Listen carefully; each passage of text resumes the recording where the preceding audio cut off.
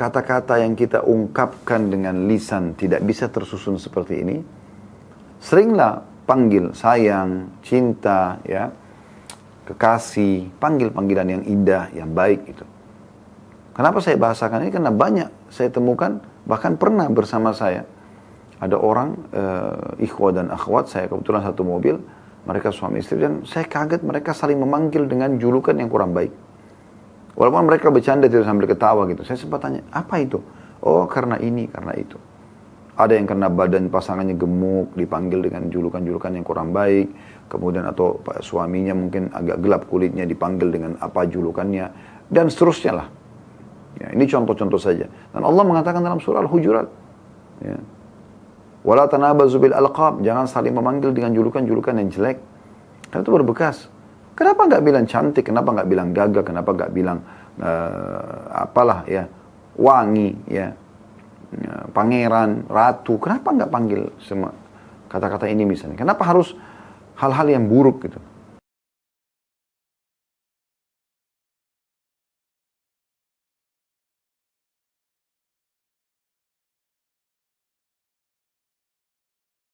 Assalamualaikum warahmatullahi wabarakatuh. Alhamdulillah, wassalatu wassalamu ala rasulillah. Segala puji dan puja kehadiran Allah subhanahu wa ta'ala, juga salawat dan taslim kepada Nabi besar Muhammad sallallahu alaihi wa ala alihi wa sahbihi wasallam. Saudaraku seiman, kita akan coba memulai membahas dan melanjutkan insyaAllah tema kita, bedah buku Kuni Zaujatan Najihah, jadilah istri yang sukses, ya. Dan terjemahan bahasa Indonesianya menuju rumah tangga bahagia. Kita sudah membahas beberapa poin-poin bab demi bab yang dibahas oleh penulis di sini, yaitu Dr. Najla As-Sayyid Nail hafidhahullah. Beliau menulis tentang pengalamannya dan juga teori-teori agama yang dia ketahui berhubungan dengan bagaimana menjadi seorang istri yang baik, sempurna, dan juga bisa meraih dua, keridhaan sang pencipta Allah subhanahu wa ta'ala sebagai muslimah, dan juga keridhaan dan cinta suami tentunya. Baik. Poin terakhir yang sempat disinggung atau kita singgung yaitu tentang masalah kebahagiaan dari mana memulainya. Sebenarnya ini tidak perlu diulangin karena sudah kita jelaskan panjang lebar pada pertemuan yang lalu. Tapi saya sedikit terkelitik untuk kembali menjelaskan lagi dan coba memaparkan kembali agar kita semua teman-teman kembali menjadikannya sebagai bahan introspeksi diri.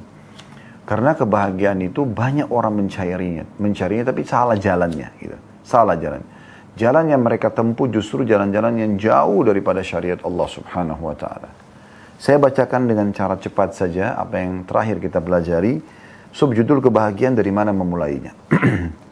Beliau mengatakan, kebahagiaan hakiki adalah kebahagiaan yang senantiasa menyertai kita sepanjang hidup. Selalu merasa tentram, bahagia dalam setiap keadaan. Bahkan sesudah mati sekalipun. Jadi ini yang harus difahami dulu, definisi kebahagiaan yang kita jadikan sebagai target.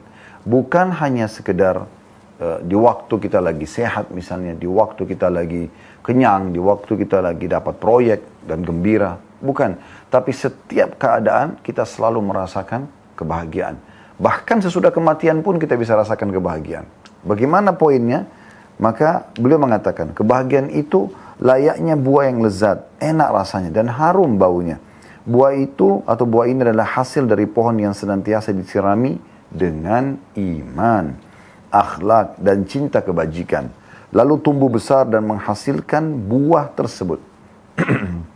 Jadi pondasinya adalah di saat Anda sedang mendapatkan melimpah nikmat dan Anda bersyukur, serta di saat cobaan datang Anda tetap bisa melalui dan menerimanya. Itu hanya bisa, bahkan itu membawa kepada kebahagiaan dan membawa juga kepada kebahagiaan nanti di akhirat sana. Maka ini teman-teman sekalian hanya bisa dengan keimanan. Tidak bisa dengan selain keimanan. Maka ini poin yang harus digarisbawahi, ya. Tentang kebahagiaan harus di atas pondasi keimanan. Beliau mengatakan, hendaklah masing-masing suami istri ingat bahwa menghiasi diri dengan sifat dan akhlak yang diridai Allah dan dicintai Rasulnya adalah bahan bakar utama dalam menjalankan roda kehidupan rumah tangga yang bahagia. Akhlak adalah menu paling utama untuk membuahkan kebahagiaan. Jadi santun, ramah, saling mengerti, saling memaafkan. Dan ini semua diperintahkan di dalam agama Allah subhanahu wa ta'ala. Gitu. Karena itu kata beliau, hendaklah masing-masing suami istri menghiasi diri dengan akhlak tersebut. Ya. Jadikanlah niat karena Allah mendahului setiap amalmu sehingga rasa capekmu tak hilang dengan percuma. Jadi setelah menjelaskan perlu ada akhlak yang menjadi tolok ukur dan bahan bakar utama kebahagiaan tersebut, walaupun kebahagiaan tadi pondasinya adalah keimanan, maka selanjutnya beliau mengatakan, jadikan niat karena Allah mendahului seluruh amal yang kita kerjakan. Maksudnya perbuatannya, apakah tersenyum, melayani pasangan, berbagi, menasihati, semua itu memang kita lakukan karena Allah subhanahu wa ta'ala. Ya, sehingga tidak ada rasa jenuh, nggak ada juga sia-sia rasa capeknya. Tidak kita katakan misalnya, oh karena kita sudah sekian tahun mengabdi sebagai seorang istri, sekian tahun mengabdi sebagai seorang suami misalnya, atau berkorban, lalu kita anggap sia-sia aja nih, ternyata tidak ada manfaatnya. Enggak, dengan keimanan dan karena Allah SWT kita yakin kita akan mendapatkan pahala. Selanjutnya beliau mengatakan, senantiasa engkau mengingat Allah dalam segala keadaan, baik saat bermukim maupun bepergian. Mukim atau musafir sama, kita selalu mengingat Allah subhanahu wa ta'ala. Kemudian, kerjakanlah pekerjaanmu dengan sebaik-baiknya dan jangan engkau tunda sampai hari esok. Urutkanlah pekerjaan-pekerjaanmu sesuai dengan prioritasnya. Kemudian, perbanyaklah memohon ampunan kepada Allah subhanahu wa ta'ala dan taubat dari dosa.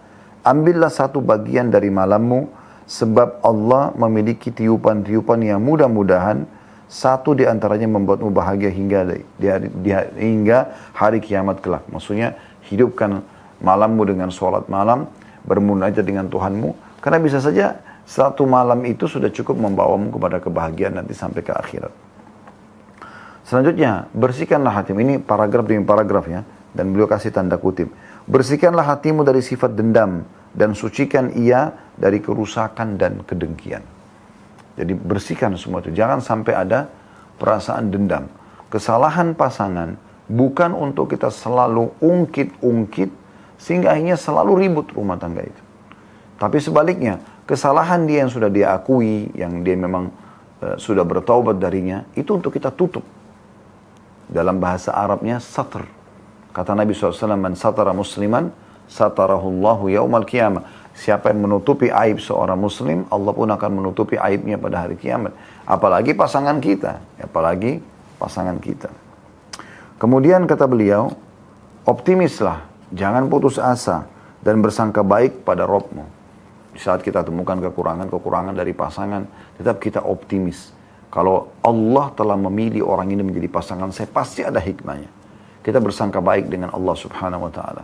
Mungkin memang kesalahan dia untuk kita raih pahala dengan membantu dia meluruskannya misalnya. Atau kekurangannya dengan menyempurnakannya. Kan begitu. Kemudian selanjutnya beliau mengatakan juga paragraf yang lain, ikutilah petunjuk, beriman dan beristiqomahlah di atas perintah Allah subhanahu wa ta'ala. Perangi hawa nafsu dan syaitan, serta jauhilah kekafiran, kefasikan, dan kemaksiatan. Terus saja beliau mengingatkan paragraf demi paragraf sampai di halaman 40 ya. Saya tidak ulangi semuanya, tapi intinya adalah beliau mengingatkan agar kita jangan sampai salah menerka dan memahami makna daripada kebahagiaan atau dari mana kita memulai kebahagiaan tersebut. Intinya di atas pondasi keimanan, kemudian di bahan bakar penggerak semua. Ya, kehidupan kita sehari adalah akhlak, bermuamalah yang baik. Di saat pasangan kita salah, kita memaafkan, dan di saat kita salah, kita meminta maaf. Ini poin yang harus digarisbawahi. Baik, kita akan masuk teman-teman judul kita pada siang ini. Beliau kasih subjudul di situ, bisikan cinta. Subhanallah, Allah menjadikan cinta itu indah, teman-teman sekalian. Sangat indah. Saking indahnya sampai orang suka selalu mau bercinta gitu, ya. Dan dijadikan sebagai bahan cerita di kalangan manusia, ya. Bahwasanya kisah cintanya si fulan, kisah cintanya si fulana misalnya, ya. Bahkan kalau ada kata-kata romantis yang tersusun, ya, itu dinukil oleh banyak orang, dijadikan sebagai contoh misalnya. Karena memang Allah Subhanahu wa taala menanamkan potensi itu. Ada potensi untuk kita cinta dan sayang, kita suka, ya, kita perhatian. Kita pun menikmati, ya, pasangan kita dengan kasih sayang dan cinta yang ada itu. Misalnya dengan cumbuan, dengan bercanda, dengan kata-kata yang indah. Cuma memang yang jadi masalah adalah banyak orang mengalihkan potensi ini kepada yang tidak berhak mendapatkannya. Dia selalu membisikkan, ya, baik itu bisikan secara langsung, ya, via ucapan, atau dalam bentuk tulisan yang menggugah hati, hanya saja bukan pada pasangan halalnya, ya, pada pacarnya yang haram, pada pasangan haramnya, gitu kan. Dan dia terus saja mengucapkan sayang, rindu, cinta yang diungkapkan dan meluap-luap setiap saat, gitu kan. Menunjukkan begitu rindunya dia dengan pasangan haramnya, dan dia tidak pernah melakukan ini pada pasangan yang halal. Ini keliru, ini salah penempatan gitu. Harusnya potensi yang ada terasa itu, ya, ingin mengucapkan kata cinta, ingin menatap, ingin mencium, ingin meraba, ingin memeluk, ingin melakukan hubungan biologis hanya pada pasangan halal. Bahkan itu bagian daripada hal yang dianjurkan. Karena dicontohkan oleh Nabi SAW. Beliau terus saja romantis, penuh dengan kasih sayang kepada para istrinya, gitu kan. Bukan cuman pada saat ya lagi kondisi tidak haid, di saat haid pun kata Aisyah radhiyallahu anha, kami kalau sedang haid dan Rasulullah SAW ingin menggaulinya, maka beliau memerintahkan untuk kami menguatkan ikatan, ya, sarung kami di tempat keluarnya darah, kemudian beliau menggauli kami, bukan meletakkan kemaluan di kemaluannya, tapi masih menikmati pasangannya, masih ada keromantisan. Karena meletakkan kemaluan di kemaluan saat haid hukumnya haram dalam Islam. Sebagaimana Allah jelaskan dalam surah Al-Baqarah surah nomor 2 ayat 222. Tetapi menunjukkan bagaimana lembutnya Nabi SAW, romantisnya Nabi SAW. Dan ini banyak luput dari banyak orang yang sudah berumah tangga. Sehingga rumah tangga mereka itu terasa berlalu begitu saja. Tidak ada sesuatu yang bisa selalu memperbaharui rasa cinta yang memang harusnya terjalin, kan gitu. Harusnya terjalin. Karena kita sudah saling sepakat untuk menjadi pasangan satu sama yang lain. Ya, suka duka selalu bersama. Kalau duka, kita menghibur pasangan kita. Dan kalau suka, kita sama-sama gembira. Dan ini bagian daripada hal yang dibolehkan. Nabi SAW dalam beberapa riwayat tersenyum, tertawa dengan Aisyah, bercanda, bahkan pernah mengajak Aisyah berlomba lari, gitu kan. Nah, banyak orang tidak pernah, ya, setelah mereka berumah tangga mengucapkan kata-kata ini, bahkan selalu kasar, kaku dengan pasangannya, ya. Tapi di saat dia dulu pacaran, maka sangat romantis. Atau mungkin kalau sekarang dia punya pasangan haram, dia malah romantis. Kan aneh ini. Ini penempatan potensi yang ada salah tempat, bukan pada tempatnya. Nah, ini yang ingin disinggung dalam masalah bisikan cinta. Seringnya mengucapkan bisikan cinta di kuping pasangan, menghadap ke wajah dia, memegang tangannya, ya, memeluknya misalnya, atau dalam bentuk tulisan. Ya. Ini semua hal yang dibolehkan dalam agama. Bahkan ini, ya, bagian daripada hal yang tidak dianggap sia-sia. Kata Nabi SAW, ada 3 hal yang tidak dianggap sia-sia. Di antaranya adalah bercandanya dan bercengkramannya suami istri. Gitu. Ya. Jadi walaupun kita semalam suntuk begadang, bercandaan tidak berdosa. Bagian daripada hal yang dibolehkan dalam syariat Allah Subhanahu wa Ta'ala. Ya. Kenapa orang banyak melakukannya pada pasangan haram? Mereka safar jauh-jauh, mereka masuk ke hotel. Bahkan ada orang, na'udzubillah, membayar uang yang begitu banyak, ratusan juta mungkin miliaran untuk satu kali hubungan biologis yang haram. Sementara dia melupakan pasangannya yang halal yang ada di rumah, yang jauh lebih bersih, jauh lebih suci, ya, jauh lebih siap dan untuk berkorban dalam hidupnya, ya, meluangkan waktunya meninggalkan rumah orang tuanya dan datang kepada dia. Sayang sekali gitu. Ya. Hal ini kami pernah praktekin juga teman-teman sekalian, ya. Pada saat ada pelatihan rumah tangga, manajemen rumah tangga Islami, ada salah satu materi dalam daurah itu, perbaharui cintamu. Subhanallah, setelah kami ungkapkan banyak dalil-dalil, dan saya coba buat pelatihan di hotel pada saat itu karena hari Jumat sampai hari Ahad ya kami coba mengadakan daurah, dan nanti anda akan lihat insya Allah di medsos kami akan angkat. Sekarang sudah, alhamdulillah pandemi sudah berlalu dan kita menuju ke endemi, dan kita insya Allah sudah mulai normal ya. Nanti akan kami buat lagi daurah-daurah, anda bisa ikut partisipasi bersama kami supaya anda tahu bagaimana isi daurah itu. Intinya teman-teman sekalian, pada saat itu cukup banyak, ada puluhan bahkan mungkin ratusan keluarga yang ikut bersama kami. Anak-anaknya kami buatkan program sendiri, mereka hafal beberapa doa-doa, ayat-ayat Al-Quran, mereka bermain bersama, ada gurunya insya Allah yang kami panggil dalam doa itu. Sementara ibu bapaknya kami yang godok insya Allah di situ. Nah, salah satu kegiatan pada saat itu kami coba mengetes apakah selama ini setelah berumah tangga 5 tahun, 10 tahun, 15 tahun, 20 tahun, mereka perbaharui nggak sih bisikan-bisikan cinta ini? Ternyata teman-teman sekalian mengagetkan, hasilnya 90% lebih mereka yang ikut daurah itu tidak melakukan itu. Baik dari pihak suami ataupun dari pihak istri. Mereka selalu menganggap begitu selesai nikah, ya udah kayak teman saja gitu. Padahal sebenarnya harusnya ini menjadi, kalaupun teman-teman istimewa gitu ya. Yang kita bisa setiap saat memperbaharui hubungan baik dengan dia gitu. Saya minta panitia hotel pada saat itu menyiapkan meja, kemudian beberapa meja dan ada minuman di situ, 2 gelas. Mereka duduk suami istri ini, dan masing-masing di meja suami dan istri ada kertas. Ya. Di situ isinya adalah bagaimana suami ini mengungkapkan pada istrinya, gitu kan, ucapan terima kasih misalnya karena sudah memilih dia menjadi suami, atau dia suka dengan istrinya. Dan bahasa-bahasa sayang dan cinta, begitu juga istri mengucapkannya. Dan ungkapan mereka setelah itu saya coba tanya, apa yang dirasakan? Sambil melihat ke wajah pasangan, menatap matanya yang banyak luput dari banyak orang itu. Akhirnya ungkapan mereka, kami belum pernah bahkan melakukan ini. Dan seperti agak kaku akhirnya pada saat mau melakukan, karena memang tidak biasa gitu ya. Padahal sebenarnya ini bagian daripada hal yang dianjurkan. Bukankah Nabi SAW luar biasa gitu. Beliau menekankan atau mencontohkan masalah ini sampai beliau berkata kepada Aisyah, "Wahai Aisyah, kalau seandainya engkau meninggal ya, lebih dulu daripada aku akan mengurus semua jenazahmu." Dan Nabi SAW juga mengatakan kepada Aisyah, "Aku setelah mengetahui engkau akan menjadi istriku di surga, maka aku tidak peduli lagi dengan dunia ini." Bagaimana bahagianya Aisyah menangkap kata-kata seperti ini.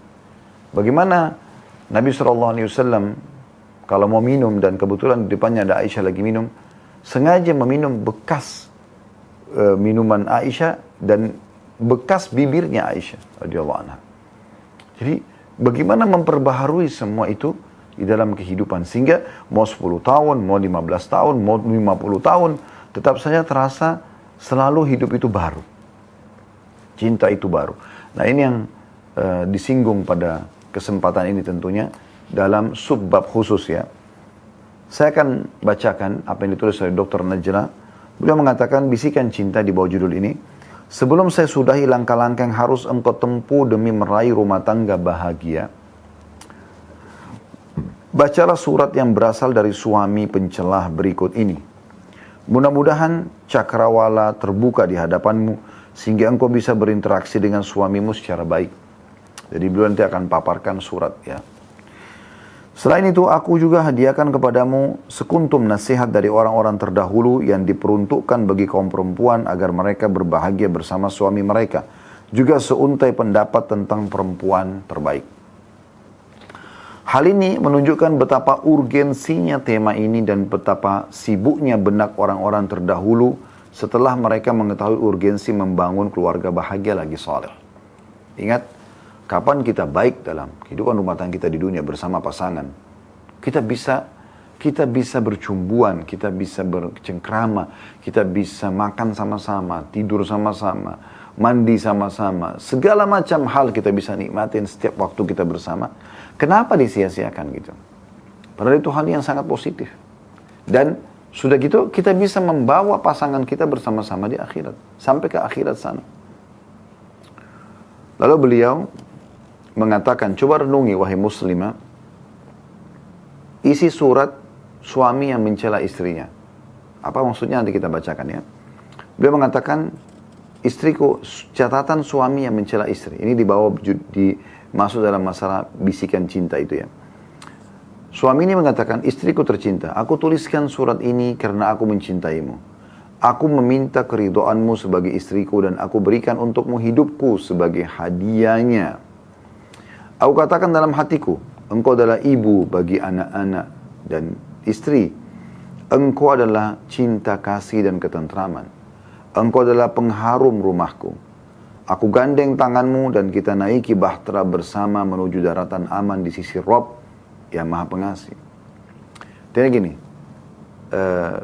kalau kata-kata yang kita ungkapkan dengan lisan tidak bisa tersusun seperti ini, seringlah panggil sayang, cinta, ya, kekasih, panggil-panggilan yang indah, yang baik itu.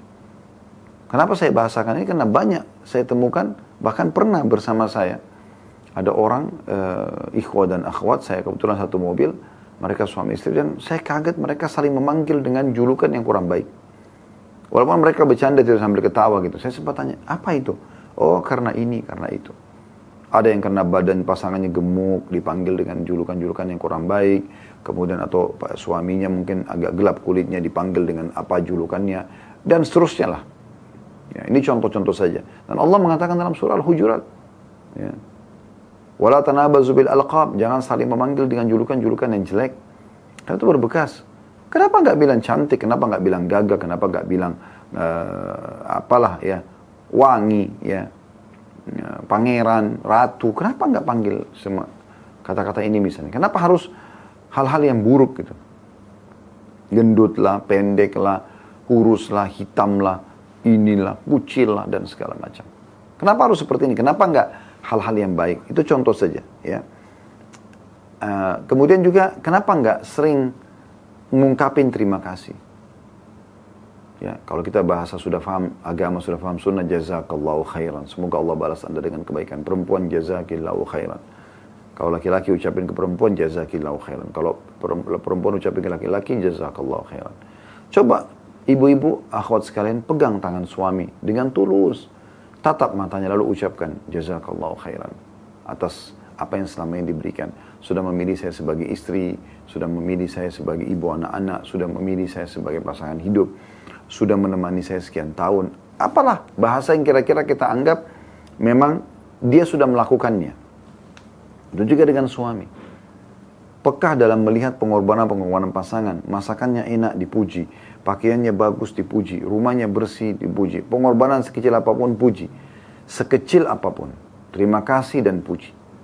Kita dibolehkan. Bahkan subhanallah dalam syariat Islam saking pentingnya bab ini sampai boleh bohong dalam memuji. Ya. Misalnya seorang suami mengatakan, saya belum pernah bertemu wanita secantik kamu. Padahal sebenarnya tidak. Mungkin ada yang lain. Atau istri mengatakan, saya belum pernah ketemu dengan suami setampan kamu. Misal contoh. Tapi mungkin ada yang lain. Tapi dia mengungkapkan untuk memasukkan kegembiraan dalam hati pasangannya. Bahkan ada hadis Nabi SAW yang mulia. Kata Nabi SAW, termasuk hal yang amal yang dicintai Allah adalah memasukkan rasa gembira ke dalam hati seorang muslim. Coba Anda bayangkan.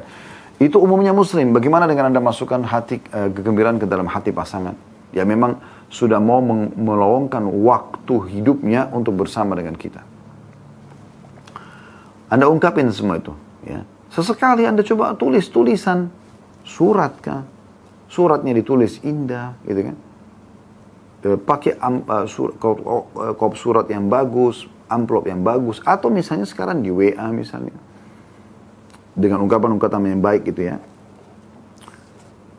Kita lanjutkan paragraf kedua, setelah dia memuji istrinya, ya, ini surat seorang suami kepada istrinya. Saya ulangi paragraf pertama, istriku tercinta, aku tuliskan surat ini karena aku mencintaimu. Aku meminta keridhaanmu sebagai istriku dan aku berikan untukmu hidupku sebagai hadiahnya. Ya, aku siap hidup bersamamu. Aku katakan dalam hatiku, engkau adalah ibu bagi anak-anak dan engkau juga adalah istriku. Engkau adalah cinta kasih dan ketentraman. Engkau adalah pengharum rumahku. Aku gandeng tanganmu dan kita naiki bahtera bersama menuju daratan aman di sisi Rabb yang Maha Pengasih. Paragraf kedua, Tapi tiba-tiba badai menghadang dan angin menerpa jalan kita. Jika kita tidak bersama-sama waspada menghadapinya, niscaya kita akan kehilangan kendali bahtera dan niscaya tujuan kita menjadi sia-sia. Aku katakan dalam hatiku, tidak. Aku tidak akan membiarkan bahteraku tenggelam. Aku genggam penaku dan beberapa carik kertasku. Tiba-tiba aku menulis celaan dari seorang kekasih untuk yang dikasihinya. Tidakkah engkau ingat, wahai istriku tercinta, di awal-awal pernikahan kita, betapa engkau menjadi simbol kewanitaan. Tapi aku tidak tahu bagaimana engkau sekarang bisa menjadi wanita yang tidak enak untuk dipandang.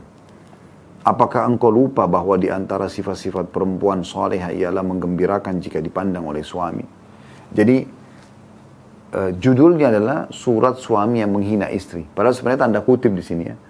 Bukan berarti menghina seperti yang Anda bayangkan, tapi bagaimana dia mengingatkan kesalahan dan kekurangan istrinya demi kebaikan. Supaya istrinya menyadari misalnya sebuah kekurangan dan akhirnya memperbaikinya. Ya. Paragraf selanjutnya dia mengatakan, tidakkah engkau ingat, wahai istri kebanggaanku, betapa seringnya engkau mengungkit-ungkit di hadapanku tugas-tugasmu sebagai ibu rumah tangga, menjamu tamuku, dan memenuhi keinginanku. Lupakah engkau dengan firman-Nya dalam surah Al-Baqarah 264 bunyinya a'udzubillahi minasyaitonirrajim, ya ayyuhalladzina amanu la tubtilu shadaqatikum bil manni wal adza. Wahai orang-orang beriman, janganlah engkau hapuskan pahala sedekah-sedekahmu dengan mengungkit-ungkitnya dan perbuatan tercelahmu. Jadi maksudnya paragraf yang pertama tadi adalah singgungan yang pertama ya pada istrinya. Kenapa dulu waktu awal menikah kau coba menjadi wanita? Kau tampil dengan kelembutanmu, kau tampil dengan penampilanmu agar bisa meraih hatiku. Tapi kenapa sekarang sudah berubah? Sudah tidak peduli lagi dengan penampilanmu, tidak peduli lagi apakah suamimu suka atau tidak. Bukankah kau mengingat atau tidakkah kau mengingat hadis Nabi SAW bahwasanya wanita ahli surga wanita yang nyaman dipandang oleh suaminya? Ya. Kemudian selanjutnya dia mengingatkan juga istrinya tentang masalah jangan ungkit-ungkit pemberian. Kalau istri lebih kaya, istri lebih tinggi pendidikannya atau ada pengorbanan buat suami, jangan dia ungkit-ungkit. Ya udah dia sudah lakukan, Allah sudah catat. Maka dia sampaikan. Tidak perlu dia mengatakan saya kan sudah berkorban jadi istri kamu 10 tahun misalnya. Enggak. Allah SWT mengatakan, dia katakan, ingatkan. Hai orang beriman, janganlah kalian membatalkan sedekah-sedekah kalian dengan mengungkit-ungkitnya. Ya. Dan juga perbuatan cercelahmu, maksudnya mencelah orang-orang yang sudah diberi. Lalu kemudian paragraf selanjutnya dia mengatakan, tidakkah engkau ingat wahai kekasihku, betapa banyak kita berjanji pada saat kita menikah, agar kita saling tolong-menolong satu sama lain dalam ketaatan, dan mengemban tugas dakwah, atau menyuruh manusia ke agama Allah. Cita-cita kita adalah umat Islam, dan mendidik anak-anak kita dengan pendidikan Islam. Namun tiba-tiba kita disibukkan oleh berbagai mode pakaian, model rambut, mencukur bulu badan, mengecat rambut, dan mendapat harta dari sumber mana saja. Maksudnya di sini singgungannya. Kenapa tiba-tiba semua kesibukan dunia ini membuat janji-janji kita untuk sama-sama beribadah tidak bisa dipenuhi. Ya, di sini juga bisa kita ambil pelajaran. Kalau seandainya Anda belum pernah janjian dengan pasangan untuk sama-sama beribadah, coba buat sekarang komitmen untuk sama-sama ibadah. Umroh sama-sama, haji sama-sama, sholat malam sama-sama. Coba duduk merenungi beberapa ayat sama-sama, mendengarkan ceramah sama-sama. Supaya ada keimanan yang muncul di antara pasangan suami istri. Kemudian paragraf selanjutnya dia mengatakan, tidakkah engkau ingat wahai kekasihku, betapa banyak kekesalanmu dan ketidakpuasanmu dengan rezeki yang Allah berikan kepadamu. Apakah aku harus mencari yang haram demi merealisasikan segala keinginanmu? Dan apakah engkau lupa dengan seorang wanita yang berkata kepada suaminya, bertakwalah kepada Allah, berkenan dengan urusan kami. Kami bisa bersabar menghadapi kelaparan, tapi kami tidak bisa bersabar menghadapi neraka. Paragraf ini maksudnya si suami menyinggung di sini istrinya. Kalau selama ini apa yang aku berikan itulah kemampuanku. Jangan kamu hina pemberianku. Karena itu kemampuanku, tapi aku coba berusaha memberikan yang terbaik. Tapi kadang-kadang kamu kesal dengan ada permintaanmu, keinginanmu yang belum sempat aku penuhi, gitu kan. Maka tidakkah kau ingat statement sebagian ulama salaf yang mengatakan, ya, istri-istri mereka berkata, ingatlah, ya, jangan datangkan kepada kami kecuali sumber halal. Bertakwalah kepada Allah tentang urusan kami. Jadi datang nanti bawa makanan, bawa pendapatan, minuman, ini semua yang bisa menyelamatkan kami, ya, dari azab Allah. Kami bisa bersabar dengan kelaparan, tapi kami tidak bisa sabar dengan api neraka. Apa kau tidak merenungi semua itu? Paragraf selanjutnya, apakah engkau ingat berapa banyak aku terbangun dari tidur di malam hari, ternyata engkau sedang asyik menonton film dan nyanyian.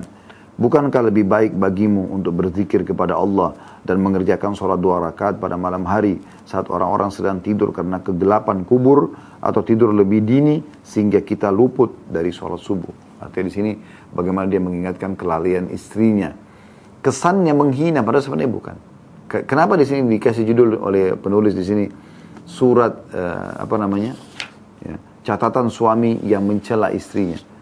Sebenarnya bukan mencela, maksud dia banyak istri yang memahami setiap kali nasihatin orti mencela. Bukan mencela. Justru jangan buka bisikan syaitan di bab ini seakan-akan kalau pasangan kita memberikan masukan, oh berarti saya dicela. Ini juga terjadi pada sebaliknya. Ada juga di antara suami begitu. Mereka dikasih masukan-masukan, tapi mereka anggap itu celaan. Padahal sebenarnya tidak seperti itu. Atau istrinya mau menguasai dia, tidak. Atau suaminya mau menguasai dia, tidak. Kita coba ambil pesannya, apa yang disampaikan. Kalau kebaikan, berarti memang dia inginkan kebaikan buat kita. Ya. Itu poin penting. Mungkin ada waktu di mana Anda dulu hidup berbeda kondisinya. Jauh dari agama misalnya. Sekarang sudah dekat dengan agama. Jangan merasa risih pada saat pasangan kita tiba-tiba berubah dan memberikan nasihat yang baik. Kenapa? Kenapa kita mengatakan, saya juga tahu kok masa lalu kamu. Justru, alhamdulillah ya pasangan saya sekarang sudah baik. Rangkul dia, raih tangannya, ya, sama-sama membangun kebaikan-kebaikan itu. Tidak ada kata terlambat, mulai dari sekarang. Lalu beliau mengatakan juga di paragraf selanjutnya, apakah engkau ingat kekasihku?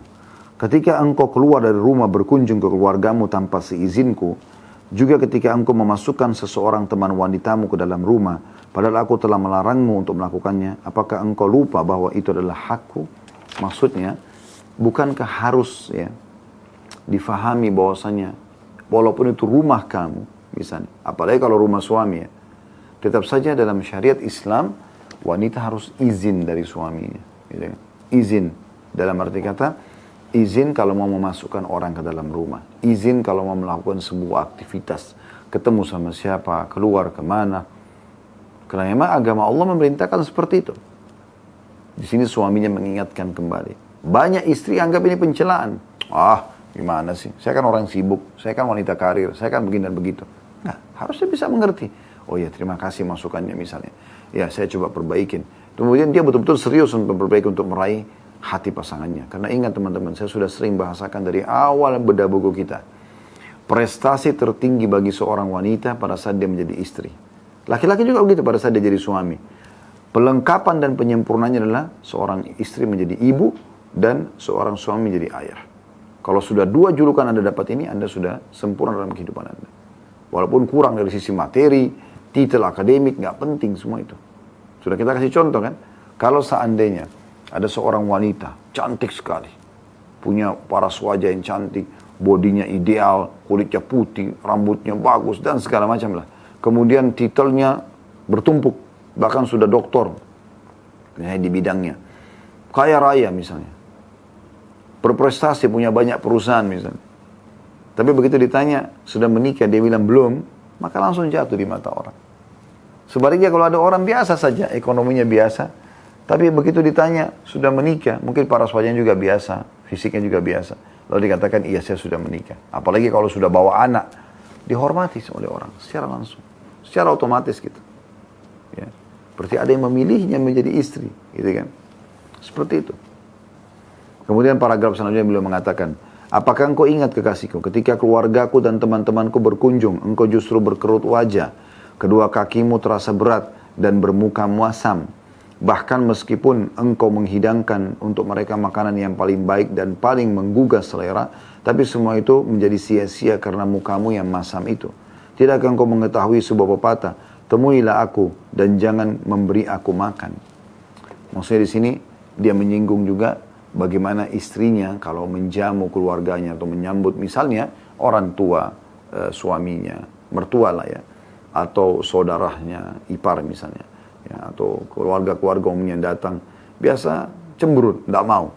Ya, dia ingin waktu saya berdua dengan suaminya, berdua saja sama istrinya, sehingga akhirnya tidak ada waktu untuk kerabat, eksklusif selama 10 tahun.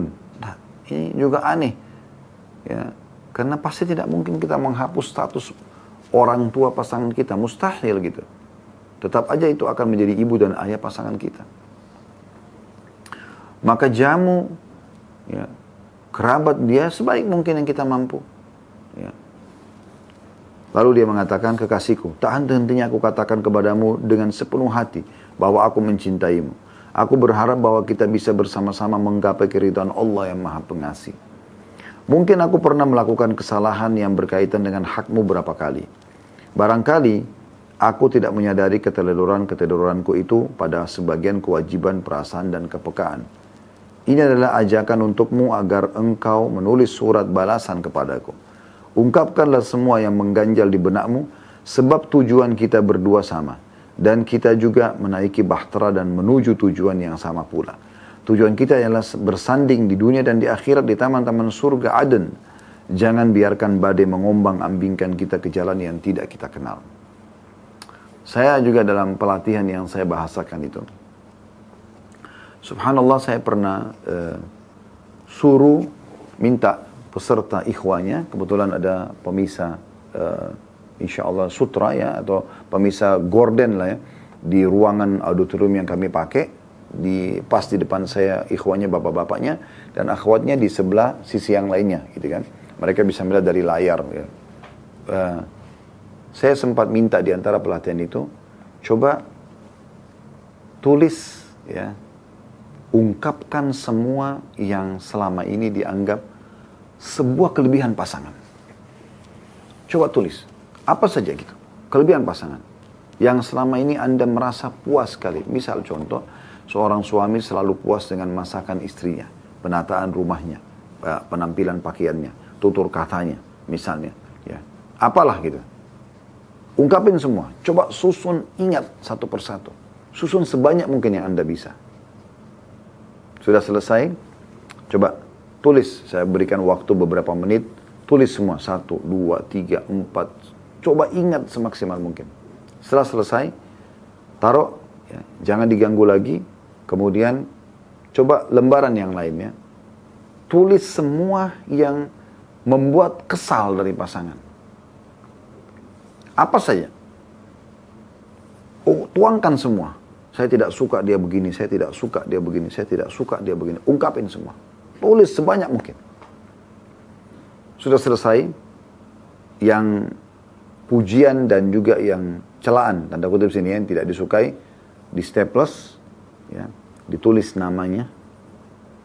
Kemudian setelah itu mereka tidak tahu, di ruangan itu saya langsung mengatakan, sekarang saya minta masing-masing dari suami memberikan lembaran yang ditulis kepada istrinya, istri memberikan pada suaminya. Walaupun sempat sedikit gemuruh tadi karena mereka pikir itu hanya sekedar dituangkan di kertas, tapi ternyata ungkapan ini akan disampaikan ke pasangannya gitu. Cuma ini kan memang daurah, pelatihan. Bagaimana kita belajar untuk bisa mengungkapkan, tapi kita ingin mencari solusi kalaupun ada masalah, dan kita ingin mengungkapkan pujian kalau memang itu layak untuk disampaikan. Maka setelah itu saya bilang, setelah menerima Bapak Ibu, coba baca baik-baik. Baca semua pujian yang disampaikan oleh pasangan tersebut. Baca poin demi poin dengan hati nurani, dengan perasaan ingin tahu gitu. Dibacalah semua kelebihan itu. Setelah selesai ternyata, jadi nanti dia tahu, ternyata pasangan saya suka sekali masakan saya, suka penampilan saya, suka penataan rumah saya. Atau si istri mengatakan, saya suka sekali kalau suami saya menggunakan berpenampilan misalnya, atau menggunakan parfum ini, atau kalau sedang ngobrol, atau sedang duduk, atau sedang ini dan itu. Udah selesai semua, coba baca yang positifnya dulu. Sudah baca semuanya, kasih waktu. Sudah selesai? Sudah, baik. Sekarang baca ya, yang tidak disukai oleh pasangan kita. 1, 2, 3, 4. Tapi saya minta pada saat baca ini, baca dengan hati yang terbuka lapang, dada lapang, ingin menerima masukan, ibarat orang yang sedang ingin mengupgrade dirinya menjadi lebih baik. Sehingga apa yang diungkapkan oleh pasangan itu, kita bisa terima, oh ternyata ini yang pasangan saya tidak suka. Kemudian coba diperbaiki. Nah dengan cara seperti ini insya Allah kita jadi tahu. Nah ini kurang lebih yang tadi juga Dr. Najla inginkan. Bagaimana seorang suami dia ungkapin dalam bentuk tulisan. Dia minta istri juga balas dalam bentuk tulisan. Kemudian dibaca dan terbiasa untuk saling ngobrol satu sama yang lain. Yang penting dengan kesantunan. Maka dengan itu insya Allah diharapkan kehidupan mereka bisa jauh lebih harmonis dan romantis ke depannya. Ingat, sekali kita akad nikah, kita rangkul tangan pasangan kita untuk kita bawa sampai ke akhirat sana. Begitulah Islam mengajarkan kepada kita.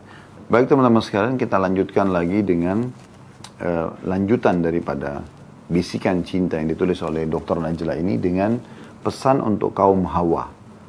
Disempurnakan bahasan bisikan cinta ini dengan pesan-pesan dari sahabat dan tabi'in. Saya langsung bacakan saja. Beliau mengatakan, sungguh para sahabat sangat menaruh perhatian terhadap wanita. Sahabat-sahabat Nabi Ridwanullah alaihim. Mereka mengetahui kedudukannya, mendidiknya dengan baik, dan menyampaikan nasihat kepadanya agar ia menjadi istri dan ibu yang salihah. Ya. Jadi saya ulangi, sungguh para sahabat Nabi, ya, itu menaruh perhatian khusus terhadap wanita. Mereka mengetahui kedudukannya, mendidiknya dengan baik, dan menyampaikan nasihat kepadanya agar ia menjadi istri dan ibu yang salihah. Perhatikan, istri dan ibu yang salihah, bukan gelar yang lain. Inilah Ibnu Kharijah Al-Farazi memberi nasihat kepada putrinya yang hendak menikah. Ia berkata, wahai putriku, kaum wanita itu lebih berhak dengan etikamu dariku. Kaum wanita itu lebih berhak dengan etikamu daripadaku. Karena itu engkau harus diajari tata cara beretika. Maksudnya kalau ada etika-etika yang baik, walaupun aku ibumu, harus kau lebih memilih etika-etika yang baik itu. Mungkin aku tidak memilikinya. Jadilah engkau budak bagi suamimu. Niscaya ia akan menjadi budak bagimu. Tanda kutip di sini ya. Maksudnya kau sibuk melayani suamimu, suamimu akan sibuk memenuhi kebutuhanmu. Kan gitu. Janganlah engkau selalu berada di dekatnya karena ia akan menjemuhkan. Dan jangan pula terlalu jauh darinya karena engkau justru akan membebaninya. Dan ia akan membebanimu. Berimbang di antaranya. Bukan juga setiap saat selalu bersama gitu. Karena kebersamaan yang terus saja ini membuat juga kejenuhan.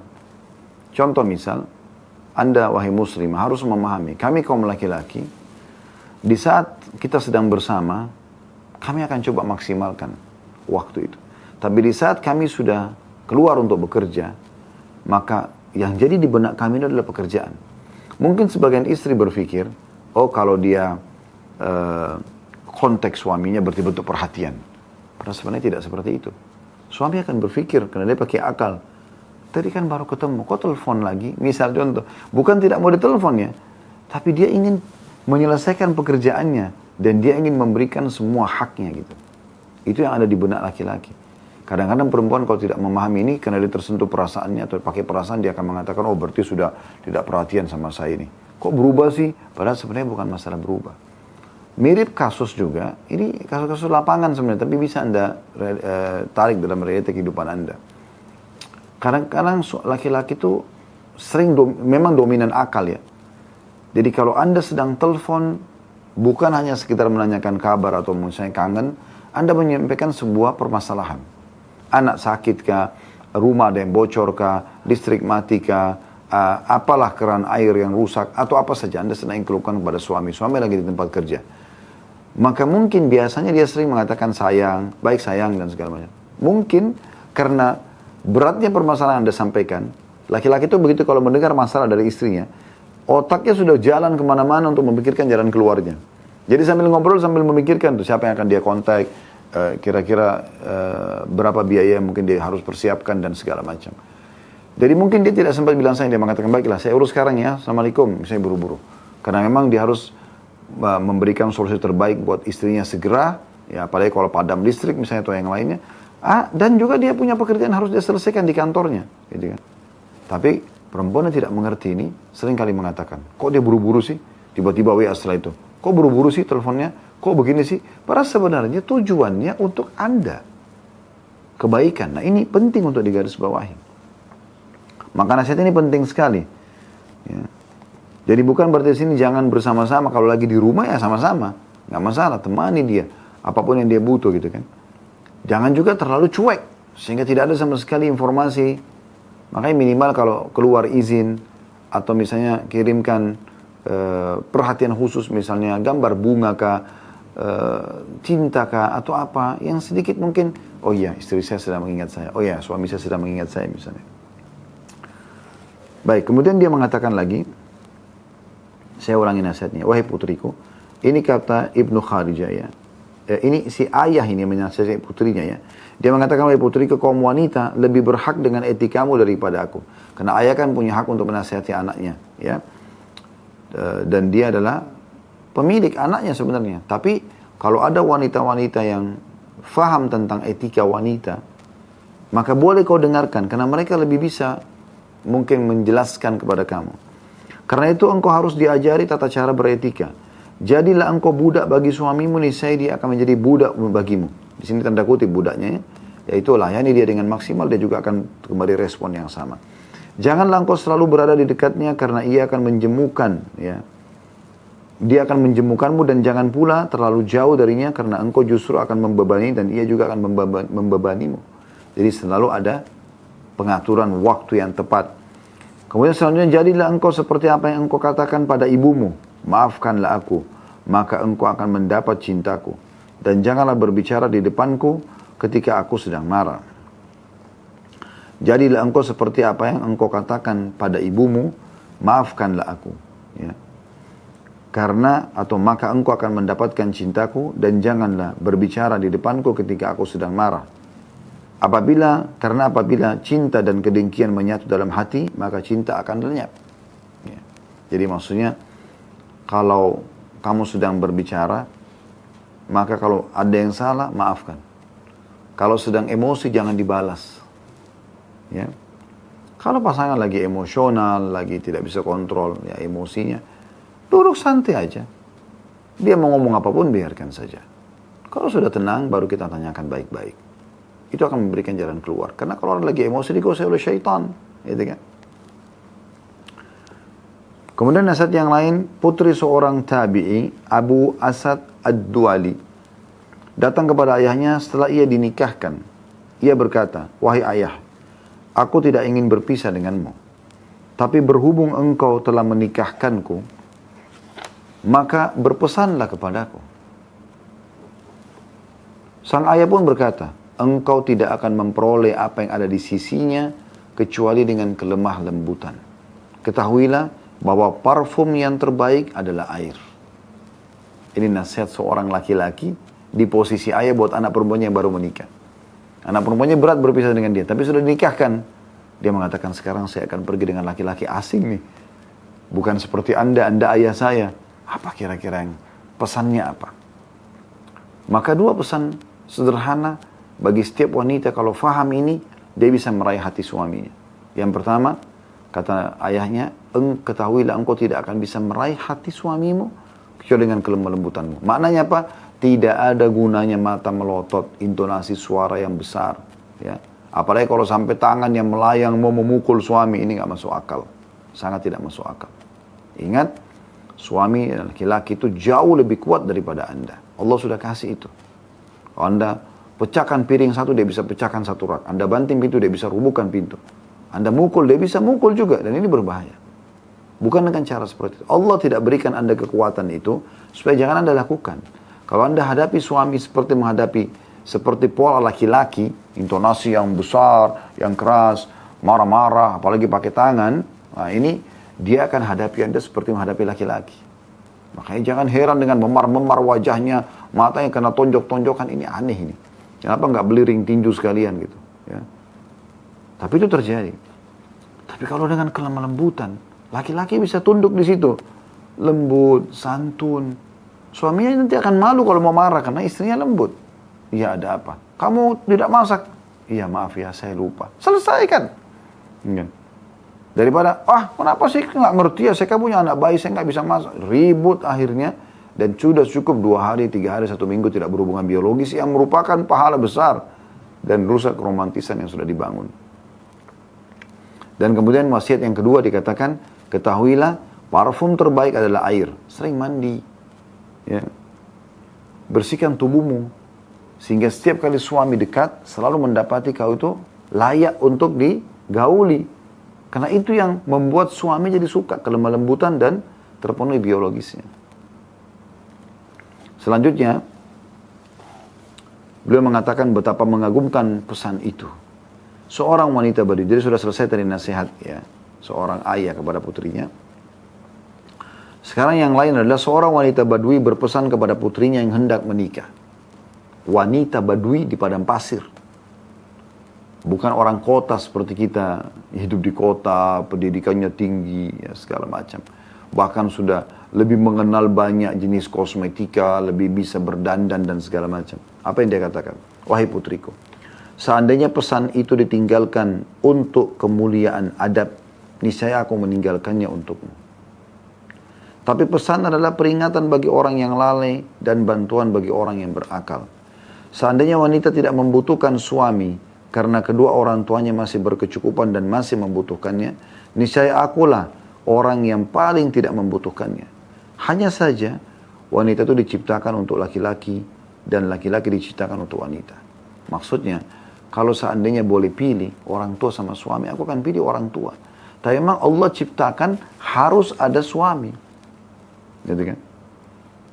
Wahai putriku, engkau akan berpisah dengan lingkungan tempat engkau lahir dan beralih kepada kehidupan keluarga yang belum engkau kenal dan teman yang belum engkau akrabi. Keluarga suamimu nanti kau tidak kenal. Suamimu ini juga belum kamu tahu sebelumnya. Gitu kan? Suamimu dengan kekuasaannya adalah pengawas dan raja atasmu. Maka jadilah engkau sebagai abdi, orang yang mengabdi. Niscaya ia akan menjadi abdimu pula, yang mengabdi juga untukmu. Peliharalah untuknya 10 perkara. Niscaya hal itu akan menjadi kekayaan bagimu. Pertama dan kedua, tunduklah kepadanya dengan penuh sifat qanaa'ah, merasa cukup. Serta dengarkan dan patuh kepadanya. Itu pesan pertama dan kedua. Tunduk kepadanya, apa saja yang dia bilang, iya, selama bukan haram dalam agama. Dan yang kedua, sifat qanaa'ah. Selalu merasa cukup dengan apa yang suami kasih. Ketiga dan keempat. Yang ketiga, perhatikanlah mata dan hidungnya. Jangan sampai matanya melihat sesuatu keburukan pun darimu. Dan jangan sampai hidungnya mencium darimu kecuali aroma yang paling harum. Jadi yang ketiga adalah matanya. Yang keempat adalah hidungnya. Buat selalu matanya suami kalau lihat, pasti sesuatu yang dia senang. Penampilan, cara jalan, bahkan boleh dengan seksinya, dengan menggodanya. Silakan, saya sudah sering bahasakan. Yang dijual, oleh pelacur-pelacur di luar sana, justru itu. Ya. Dandanan yang seksi, ya, wangi, tutur kata yang manja, menggoda, tatapan mata, bahasa-bahasa tubuh. Kenapa setiap istri tidak lakukan ini? Kenapa harus pelacur-pelacur itu? Kalau Anda lakukan ini, Anda sudah cukup bisa menguasai hati suami Anda. Itu yang ketiga dan keempat. Jadi yang pertama, tunduk dengan perintahnya, selama bukan haram. Yang kedua, qanaa'ah, selalu merasa cukup dengan apa yang diberikan. Yang ketiga, perhatikan matanya, supaya dia lihat sesuatu yang dia senang. Ya. Yang keempat, jaga hidungnya, yang dia cium selalu wangi saja. Wangi saja. Mau dari hembusan nafas, mau bau mulut, mau bau badan secara umum, mau bau kemaluan. Yang kelima, perhatikan tidur. Dia mau istirahat, perhatikan. Kasih tempat tidur yang bagus. Buat dia senyaman mungkin, sejuk. Pijit badannya supaya dia nyaman tidur. Yang keenam, makannya. Sebab keterlambatan waktu makan akan memicu gejolak. Dan tidur yang tidak nyenyak akan memantik amarah. Ini wasiat wanita Badui untuk anak perempuan yang mau menikah. Ya. Sudah 6 ya. Jadi yang pertama, tunduk kepadanya. Selama itu perintah bukan haram. Yang kedua, qanaah merasa cukup. Yang ketiga adalah perhatikan penglihatan matanya. Yang keempat adalah hidungnya. Aroma yang dicium oleh hidungnya. Yang kelima, perhatikan tidurnya. Supaya dia cukup tidurnya di rumah dan istirahat yang nyaman. Ya, jangan ganggu di saat istirahat. Yang keenam, ya, jaga makannya. Makanan yang paling dia sukai. Yang ketujuh, jagalah hartanya. Apa yang dititipkan, apa yang diamanahkan. Ya. Kemudian yang kedelapan, jaga tali kekeluargaannya, kerabat-kerabatnya. Inti perkara berkenaan dengan harta ialah menentukan dengan baik. Pengeluarannya diatur dengan baik. Ya. Sedangkan yang berkenaan dengan keluarga adalah mengatur juga dengan baik. Ya. Silaturahimnya dan seterusnya. Yang kesembilan dan yang kesepuluh. Yang kesembilan, janganlah menentang perintahnya. Jadi selain tadi yang pertama patuh, juga poin lain jangan menentang. Karena ada orang mungkin dia patuh kerjakan tapi gerutu. Enggak, ini enggak. Ya, yang ke-9. Yang ke-10, jangan pula menyebarkan rahasianya. Apa yang kau ketahui tentang kekurangan suamimu hanya engkau saja yang tahu. Engkau bantu dia untuk menyempurnakan kalau kekurangan dan bantu memperbaiki kalau itu kesalahan. Bukan malah disebarkan sana sini. Sebab jika engkau menyelisihi perintahnya maka hatinya menjadi dongkol. Dan jika engkau menyebarkan rahasianya, maka engkau tidak akan pernah merasa aman dari pengkhianatannya. Janganlah engkau menampakkan kegembiraan di hadapannya ketika dia bersedih. Dan jangan pula menampakkan kesedihan ketika ia bergembira. Artinya, berjalan bersama dengan apa yang suami rasakan. Kalau dia bahagia, kita bahagia bersamanya. Sedih, dia sedih, kita sedih bersamanya. Gitu kan? Maka ini 10 hal sudah cukup akan membuat suami teraih hatinya oleh si istri tadi. Allahu a'lam. Ini bahasan kita insyaAllah. Dan kedepannya kita akan masuk ke judul yang baru, yaitu perempuan terbaik dalam timbangan kaum laki-laki soleh dan perempuan terbaik dalam timbangan Islam.